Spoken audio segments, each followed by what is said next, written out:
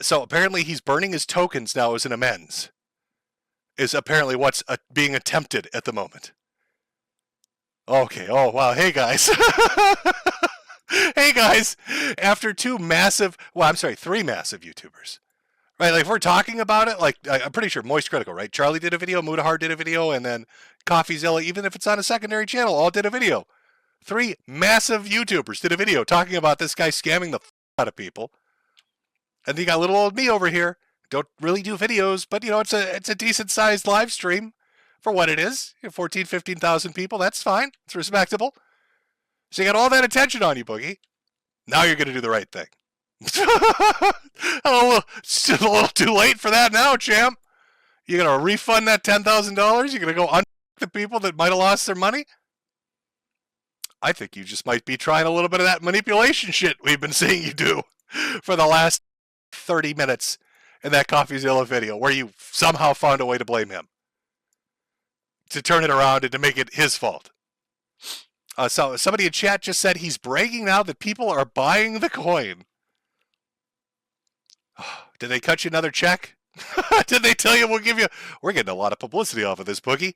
Who knew burning down your reputation was so profitable? We'll give you another $10,000 if you go out there and welcome to the sub club. Or matey, maybe they be on the hunt for some big black cock. Filling her with cock meat, giving her the real she deserves. Just filling her with cock meat. Arr! I'm the Johnny Depp of interracial. Oh, filling her up. How full do you want it, sir? I want it all the way full. Arr! Fill her up. Holy shit, buddy. You know, I saw somebody say this. And again, I can't confirm half this stuff. We saw that Telegram screen cap. Is that real? Is that not? It seems ridiculous that it would be real, but let's say it is. I saw somebody else saying that there's some kind of an arrangement between Boogie and Keemstar, that Keemstar offered to either help with his medical stuff or somehow worked out a deal to help save his home, like through some kind of a private version of a reverse mortgage. I have no idea if that's true. I mean, Keemstar's wealthy enough, he probably could do something like that. Probably be financially beneficial to him if Boogie was really as sick as he says he is, and only has a few years left. He'd probably make a profit on the house. But if that is true, that would mean he's not paying $2,000 a month in a mortgage, right? I mean, if it's a reverse mortgage, Keem's paying cost and basically letting Boogie live there as a tenant.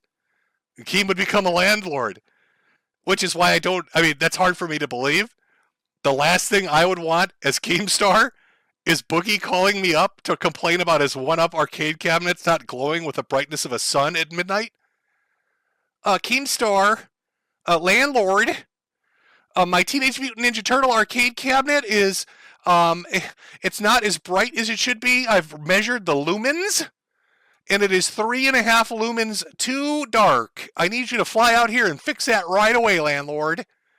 Keemstar, landlord, I fell through the floor again. I ate too much McDonald's, landlord. Need you to come patch it up, landlord. Oh my God. Keemstar would blow his head off.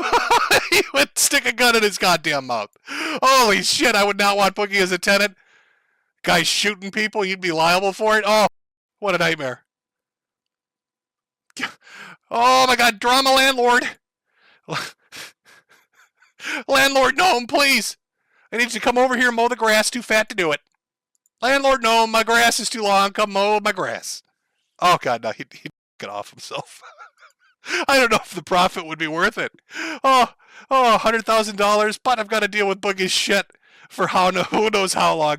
If I made enough money, I don't think I need to do it. Okay. All right, I'm sorry, Chad. Actually, really interesting. When the documentary first came out, it got a little bit of traction, then it kind of halted a bit. And then people started watching it, and they're like, holy shit, this is actually pretty good. The guy that did it did a good job. And the interesting thing was, it's like you get a look into his life, and it's just bizarre.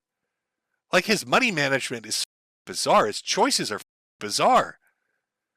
And it's like this glimpse into the end of a cycle. You know, I've always talked about, like YouTube in particular, but this applies to streamers and people on different websites, Kick and all the other shit, that you have a shelf life when you do this kind of stuff. It's just the way it is. And usually it's around 5 years. Some people get really lucky and they're really popular and they're huge and they'll be around for 10, 15, 20 years. You're going to have stuff like AVGN, PewDiePie, stuff like that. Maybe Mr. Beast, Ninja, I don't know. But you have people that break that cycle. But for the most part, it's a 5-year thing. You've got, kind of a rise and then a fall. And sometimes, you go out gracefully. And it's a slow burnout, but it's a burnout. But this documentary really gave you a glimpse into somebody who hit the height of millions of subscribers and then just kind of crashed. And what they're doing to cope with that. So let's fire it up. We'll take a look at some of this, watch a few of the key segments of it. And just look at the bullshit. When I'm on my deathbed, the biggest regret I will ever have is knowing that I had a job that every person in the world... and it is a good documentary. I'd recommend going and watching it, giving him a thumbs up or whatever. Hopefully he does this with other people too. I have no idea why Boogie agreed to this. I know he had some creative control over it too, which is crazy to me, because he doesn't come out looking good at all.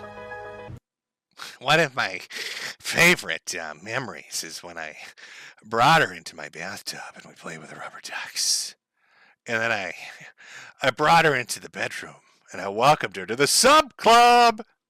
No, I won't play the clip again, but God, I want to. Bro, just admit you like the rubber ducks. I don't buy any of that story. Why don't you just say, I like collecting rubber ducks? I got a thing for rubber ducks. I think they're cute. Why do you have to change this into some weird sexual story about some adventure with a young girl that just makes it sound creepy by the very nature of it being a story you're telling? One of the best nights of my life, Mike, happened right here.